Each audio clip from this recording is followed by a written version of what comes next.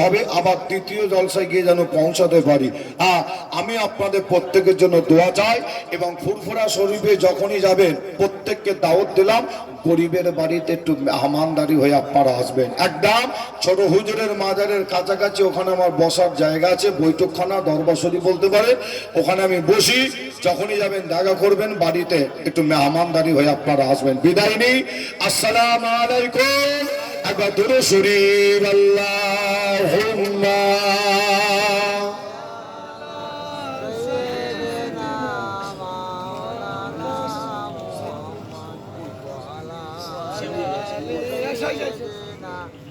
মাশাআল্লাহ।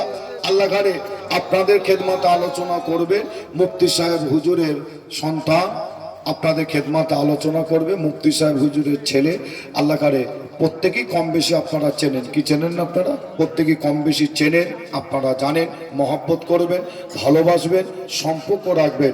যে আল্লাহ